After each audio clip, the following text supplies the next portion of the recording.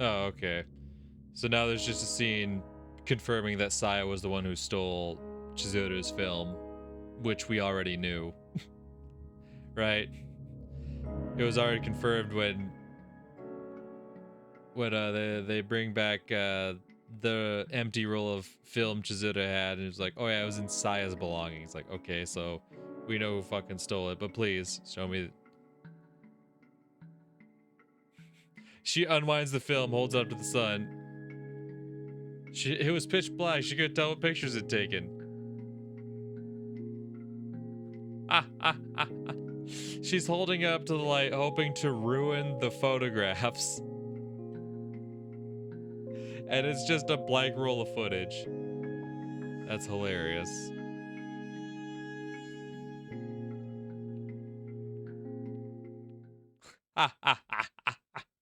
That's actually fucking awesome. Saya steals the roll of film, tries to damage it as best she can. And the whole time it was the blank roll. I love that. Okay, is this... Well, yeah, because this is the night of... The night after the initial murder, right? The day... Okay, so... The day the body was discovered and Inui starts his investigation and all that. And then this is the following night, which I believe is when Satsuki gets murdered because her body is found on the following day. They're like one right after the other. Okay. Right. That is the kimono we saw the doll wearing. Which makes sense because that was the doll that Ayako spent a lot of time talking to, which it was the robes that the actual Satsuki wore.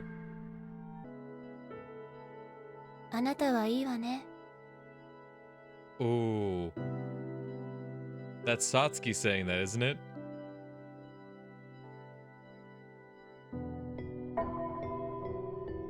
You're lucky? Oh. Yeah, that's definitely gonna piss Ayako off. You're lucky. I wish I had the strength to do what you do. It's like, bitch, I don't want to do what I do. You're supposed to be the one doing what I do. Fuck you. Oh, yeah, that's gonna grind some gears, alright. Okay, so, yeah, no, Satsuki doesn't get murdered the very next day. Because that whole scene just played out, like, that was when the Kichiki siblings left. And, like, everyone was gathered to say goodbye, and then Satsuki was there as well. Which one? I don't know. It wasn't indicated, but Satsuki was there. But now we're seeing something new. We got the red tint, which usually means something bad's about to happen. The members of the Shigasa Shrine were all gathered in a room by the shrine office. 警察が動いているようだな。こちらにも何度か来ておりました。随分と早くに来ていたようね。Ryoko addressed her husband Yoshimitsu. 沢城の娘が通報したそうだ。Oh, good girl, Nanako. I'm sure your pops is probably going to punish you for that, and I'm sorry, but... Right, because she sees what happens and immediately calls the police. それと、すぐ近くの集落にあの刑事が泊まり込みで来ていたそうです。祭りを待っていたのか。Fuck yeah, he was. そのようですね。ミコがいれば、たたりが起こると決まっているわけでもないでしょ。彼女は Kensei looked to his wife, Mia. 部屋におりますよ。どうも疲れているようです。慣れてもらわねば困ります。しかし、たたりはそう何度も起こるわけではないですし、先々代などはしっかりと務めを果たしておられました。それは話に聞いております。ですが、先代のこともありますし、姉様。Saya abruptly interrupted her sister. Yeah, because Saya has the obsession with the previous oracle, right? Well, the previous oracle... Shut up. 先代は巫女の任が終わった後のこと。その後のことをこちらがとやかく言うわけにはいかん。Yoshimitsu nipped his younger daughter's fury in the bud before she lost control. 今はこれ以上騒ぎが大きくならぬようにせねばならん。Oh, just you wait. そうですわね。The two elders nodded in unison. わかりました。それでは、彼女は外に出さない方がいいですね。Mm-hmm. And how does that work out for them? You was cleaning their inn. Yep, the usual. Meguri confesses. Ayako is resting in her futon, eyes shut. Oh!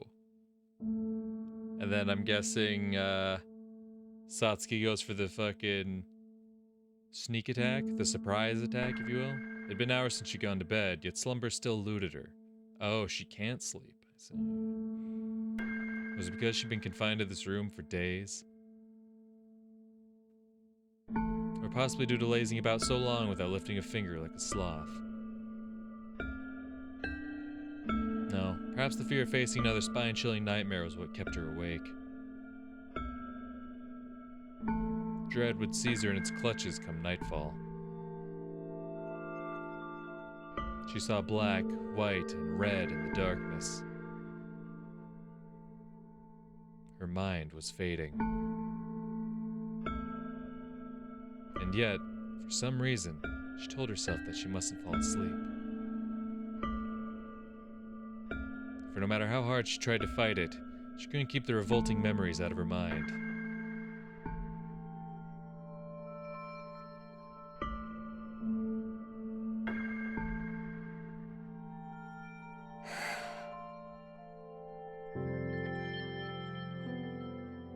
She heaved a weary sigh. If she slept, terrifying nightmares would assail her. But if she didn't, she'd recall terrifying memories. Which was the more palatable of those poisons?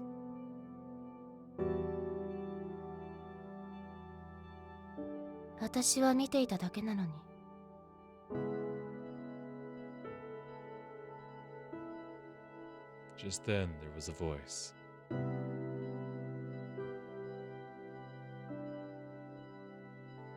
She craned her head to see the doll on the floor, staring blankly at her. ねえ。何？あの人と何かあったの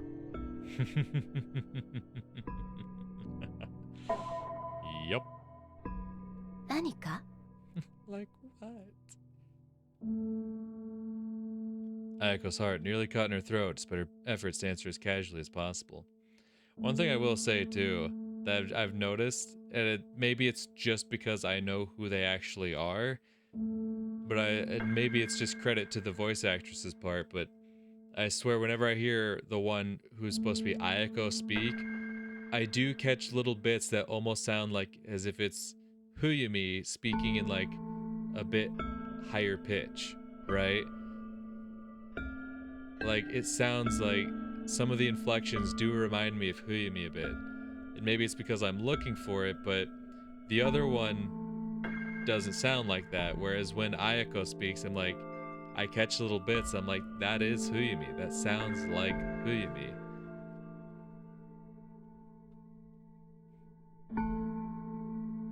She hadn't told anyone about that. It was a secret only she and he shared. あなたはずるい。私がずるい。 Get her ass. ええ。私が欲しいもの、すべてを持っていく。 She felt the darkness deepen. Yeah. Mm-hmm. What else would you say to someone who's fucking plunders everything you want? Meanwhile, Ayako has essentially spent the last 13 years of her life living that, of watching this girl get everything that Ayako has wanted. But now Satsuki is just like, oh, you stole my man. How dare you? You're a bitch. Yeah. Could definitely see why Ayako fucking snaps. I mean, I could have seen why Ayako was gonna snap a while ago, but it seems as the days go on, it just makes more and more sense. ねえ、どうして？ Why are you doing this to me? What did I do to you? Oh, bitch. 私はそんなつもりなんてない。 She sat up in her futon. Her heart ached. That hadn't been her intention at all. It was hard to deny the accusation. あなたは本来私の影のはず。私はあなたの影。 Indeed. She was a guardian, never allowed to step out into the light. 知っているわ。だからあの時だって私が。どうして？ The two voices overlapped. じゃあどうして私からあの人を奪ってしまったの？奪うつもりなんてない。 Because I could never be with him. You're the only one who has that right. 私はいつか消えてしまわねばならないから。 And so, she wanted to leave some kind of proof that she'd existed. Before she faded for good. In his heart, if at all possible. Will he ever notice the difference between us? If he hasn't yet, one day, maybe, just maybe. 私はあなたになり変わりたかった。 Satsuki muttered those words in a low voice. 影の方がより多くの光を浴びていた。 She reached her arms out. 私の中にあなたはいない。 A shiver rushed down her spine. あなたと一つになって私は本当の私になるの。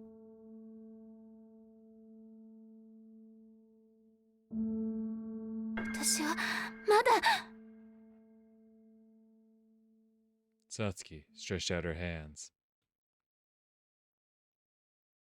だからお願い。 Satsuki's fingers sank into Ayako's neck.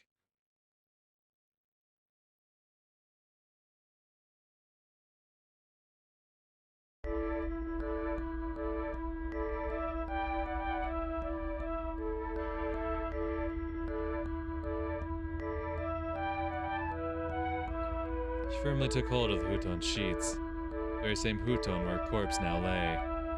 Once ready, she carefully wrapped the sheets around the body's arms so they wouldn't get dirty. Eventually, said arms were covered from fingertips to shoulder. Next, she procured a chisel after she confirmed the position of the shoulder joint.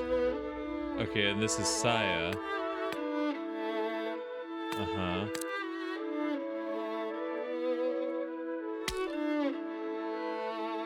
Yep, we've heard all this. It's just that before we didn't know it was Saya.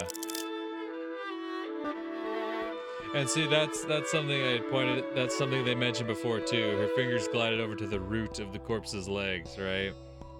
That was something that was in the previous iteration of this scene, I believe, as well. And I was like, what the fuck? That's just weird. But now that we know that it's Saya doing all this, like, it's still fucking weird, but at least, you know, we know it's Saya, so we kind of like get it. Jesus. Okay. Okay. So you're gonna show me how Ayako だからお left 前は them? ダメなんだよ。 That's what I'm curious to see is how did Ayako leave? Because clearly at that point, Satsuki had been dead and Saya came in and did what she did. but clearly Ayako wasn't around, and we know Kensei helped Ayako get out of there. So I'm curious what the timeline was. How long until Ayako had disappeared did Saya do that? Clearly it would have all happened within the same night. Because then we see Satsuki's body get strung up at the altar here. Interesting, interesting. Alright, so we're back in the present day. There was no scene of Ayako fleeing and Kensei's help and what went down there. And we've been in the present day for a while.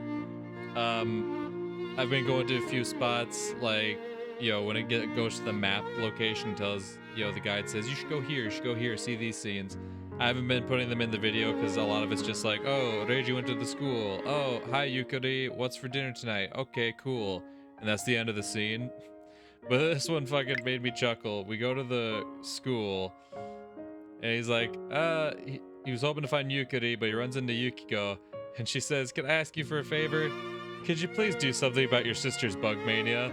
And he goes, sorry, but you have better luck swimming across the Pacific. And then he goes through like all these like times like, God, it reminds me of this time and this time. She asks, is something the matter? Yeah, just reliving some past trauma. So there's no stopping her then? Nope. Welcome to hell. Oh, come on. Ease up on your sister, Reiji. She's a sweetheart. But no, that shit made me giggle. Like, so there's no stopping her obsession with bugs? Nope. This is hell, bitch. Strap in. The two of us sighed in nigh perfect unison. That's fucking awesome. I love it. Oh, we're given a new choice to where we can either help Megari with her stuff to her room or we can just leave. Didn't we? Oh, so yeah, doesn't he usually just leave at the end of this though? I didn't even think about that. He usually does just leave. He goes out the back. He never actually goes with her up to her room. But now we can help carry her stuff to her room. Isn't that usually how that goes? そうね。お願いしていい？それじゃ。Masuki dropped Megari's bags off in her hotel room. Is this music indicating what I think's gonna happen? それじゃあ俺はこれで。ねえ、リヒト。Megari held up a bottle of wine she produced from one of her bags. Oh, it is, isn't it? 少し飲んでいかない？でも。お願い。少しだけでいいから。Masuki couldn't bring himself to reject Megari after seeing the desperation on her face. じゃあ少しだけ。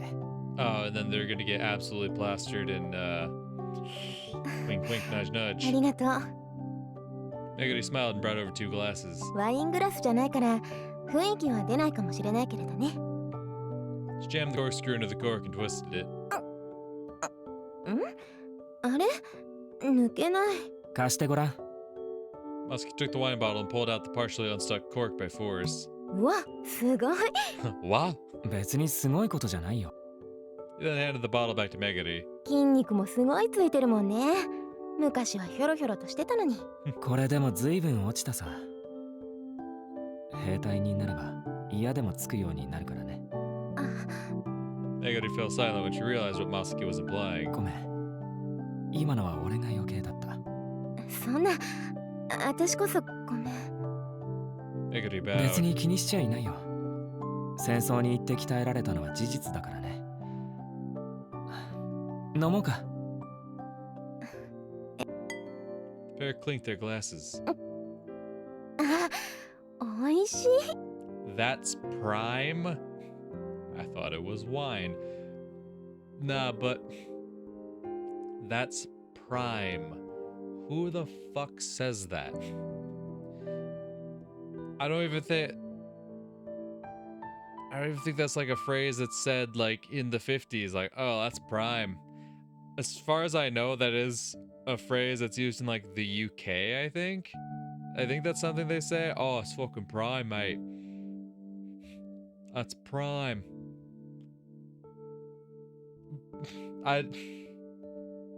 She says aishi, which just means like delicious, tasty.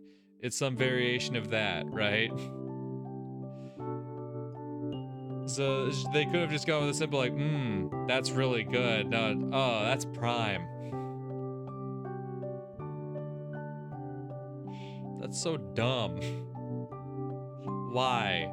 That's prime. That's not something people say. Well, I guess a certain sect of people say that. Who the fuck says that? 美味しいのを買ってきたんだろ？まあそうだけど。 Masuke took a sip himself. It was less sour than most, making it easy to drink. でも、洋酒は飲み慣れないな。そうなの？そもそも酒をあまり飲まないからね。グリコは？そんなことないわよ。まあワインはほとんどないけどね。日本酒だったら若女将のところに行けば飲めるし。若女将のところで飲んでるのかよ。おひなのところで飲めると思う？思えない。でしょ？そもそもあの子は下戸だからあまり付き合ってくれないしね。そうなのか？リヒトは知らないかもね。すぐいなくなっちゃったから。あっちで酒を飲んだことなんてないからな。飲まなかったん？ほらお祭りの時とか。あれは甘酒だったろ？ああそうだったわね。 Meguri smiled and set her glass down. あの頃はみんな揃っていたのにね。 Aw. Gloom suddenly dominated Meguri's face. 今だって揃っているだろう。さっちゃんはいなくなってしまったけど。それだけじゃないわよ。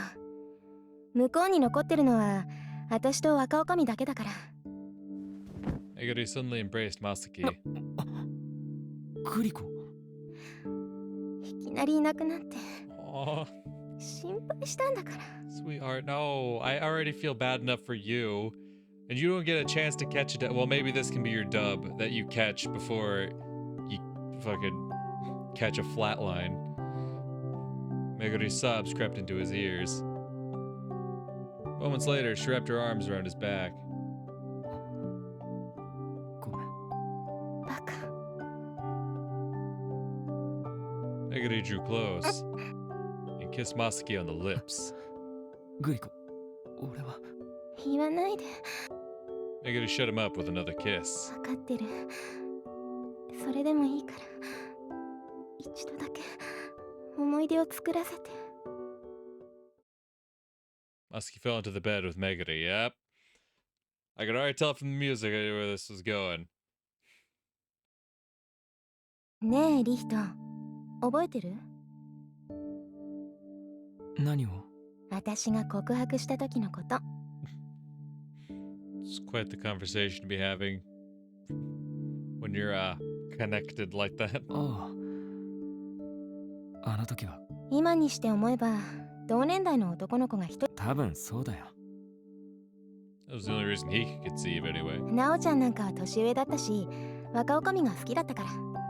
そうだったのか？ Wait, what? 気づいてなかったんだ。そりゃそっか。 Meguri buried her face in Masuki's chest. リヒト、なんだ？ありがとう。 Meguri slowly closed her eyes after letting out that final whisper. You know what? Good on her. I'm glad she got to have at least one dub 今日はお前 before she 一日自由にしていいからな。 brutalized anyway. Oh. We got ourselves a new scene. This is during the flashback.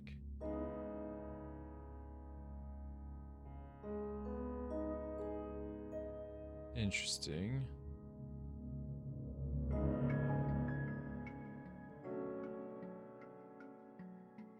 Okay, so this is during the flashback after Ayato comes back from the war. And he leaves to go, I guess, check the storehouse. That's right, he's going to check the storehouse. That's right. But I'm guessing this is Saya in here getting a little freaky. Saya moaned. Yep, okay, well that answers that question pretty quickly. Before her lay Satsuki's body. Saya gently stroked her clenched fist. It was cold as ice, however, they only seemed fitting for a girl with the skin color of snow. Saya took that fist in her hand, slowly stretched the fingers out. They opened with little resistance, probably because rigor mortis hadn't set in quite yet. So is this a flashback? Okay, so this is even further back. I'm guessing this is when she first discovered Satsuki's body then? They were like ice fish, almost as though they'd been crafted just for Satsuki. Rika's fingers have been stunningly beautiful as well. They've been hairless and unblemished, the most perfect fingers there ever were. Saya had admired those hands, and then finally claimed them for herself. She reached for Satsuki's leg, then she removed the body's socks. The toes were still curled up as if Satsuki were somehow squeezing them together even in death. Saya gingerly unfurled them just like her fingers. Her toenails were carefully trimmed, but of course they were. Saya taught her to manicure them down with a file every single day. Satsuki's legs were tinged a tad scarlet, indicating that blood must have been pooling in them. Saya widened the hem of Satsuki's kimono and stuck her hand inside. Satsuki's calves were cold yet tender. The scarf, I gripped them too hard. That was something Saya had learned from experience. Oh god. Oh god. Saya felt a cold liquid when she reached the corpse's thigh. It seemed Satsuki had evacuated her bladder as she died. Saya rolled up the body's kimono to find her white undershirt soaked yellow with urine. Stench spread everywhere. She released a euphoric sigh. Okay, R. Kelly. Easy. Nothing that came from Satsuki could possibly be dirty. Yikes. A certain thought floated to the top of Saya's mind as she caressed the corpse's wet thigh. It'd be such a waste to let these go. Rika's hadn't been as lustrous as they'd been in life because Saya had waited too long to get them. However, there was still time with Satsuki. Thus Saya left the shed and soon returned with some tools, specifically a saw, knife, thick kite string, newspapers, and oiled paper. Saya spread the hem of the corpse's kimono and exposed her from the waist down. Satsuki's thin bush was soaked with urine. Okay. Saya tied the root of her legs tight with the kite string. That left some creases on the skin, but such a thing was unavoidable, unfortunately. She had to do whatever it took to preserve the body's vivacity. Next, she set the knife parallel to the kite string and shoved it into the corpse. The blade sank into the flesh with a visceral squelch. Blood oozed out in globules. It didn't gush at all. It illustrated just how long Satsuki had been dead. Saya sliced deep until she reached the femur. A sea of red washed over Satsuki's undershirt in the process. Saya picked up the saw and whittled down the bone. Sinew and fat coiled around the jagged tool, blood sliding across its teeth. However, they proved no hindrance in sawing the bone. Once she'd finished that task, Saya took the knife and started carving up Satsuki. The blade pierced Satsuki's undershirt and lodged itself into the floor. Saya lifted the severed leg. It was heavy. A single leg weighed in no way as much as an entire human, yet it was still a struggle to lift. Blood dripped down to the floor. Saya kissed the leg's cut surface. God, I knew he was a freak, but damn. Though colder than her skin, Satsuki's blood still retained most of its warmth. This is what flowed through Satsuki. Such a terrible loss would be to let it spill. So it was with that Saya kept on lapping up the blood. God damn. Freak bitch. Saya sighed. Before her lay Satsuki's severed limbs. They looked pristine, almost as though they were still alive. Saya had literally torn them off Satsuki. She grabbed Satsuki's right arm. While no longer warm, it was still undoubtedly her hand. Saya nuzzled it against her cheek. No, Satsuki's hand was caressing her cheek. Satsuki's hand slipped into her clothes and reached for Saya's breast. God damn it.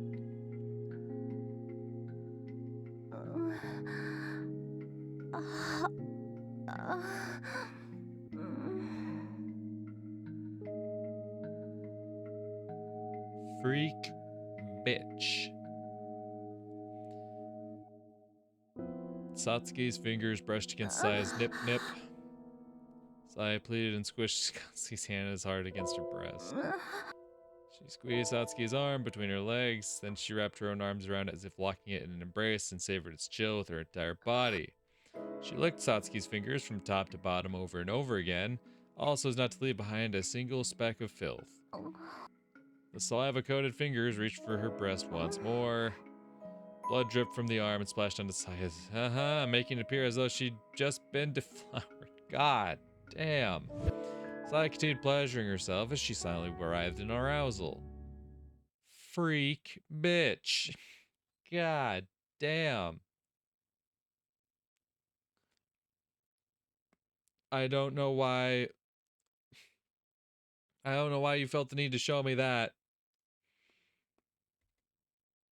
Like, we got it. Saya was a freak bitch. I guess it's the same reason you showed me the Nanako scene during the festival. Is like, yeah, I was already sympathetic for Nanako, but that made me feel ever more so. I already knew Saya was a freak bitch, but that scene just made it ever more evident that, yep, nope, she's a freak bitch. God damn. All right. Okay. So this scene here, when we first heard a baby start crying, I had hypothesized it was Toko's child. It was Saya's child, and now we're getting the whole backstory on. So she had that child so that Rika's child would not go down the same path as Rika. Which we kind of, like, knew. Rika's had been irrevocably scarred from performing her duties as the Oracle. Right, which we kind of pieced together, but now we're getting it laid out and confirmed for us. The role is all taken to taint her kind soul. She wants Satsuki to follow a similar path. Which is exactly why. He created another oracle with the blood of the Hinagamis. Jesus. After all this for Rika and Satsuki. Yeah, pretty much confirming what we already knew, but I guess we got it spelled out for us that time. お嬢様、何かご用でしょうか? Oh, is this new?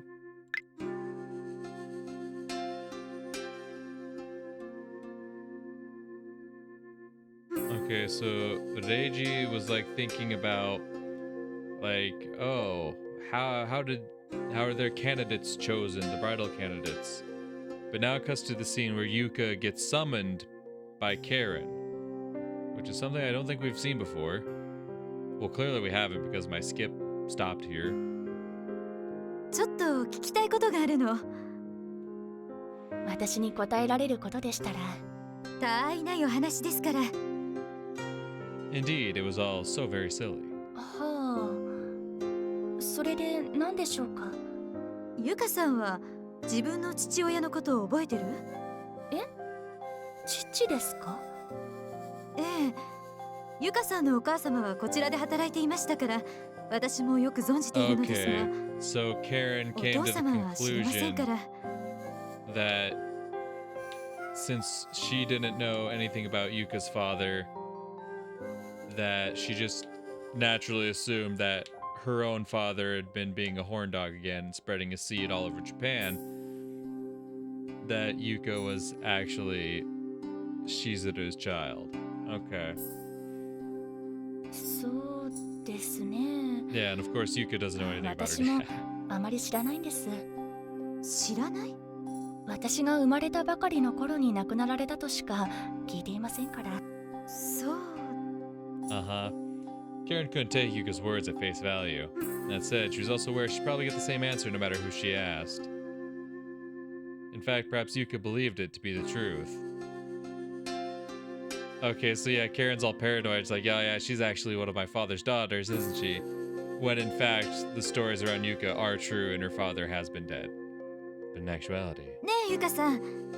ちょっと出かけたいから、後で付き合ってもらえません？ Yep. And this is how she gets lured out to get fucking murdered. それは構いませんが。神社へ行かなければならないのよ。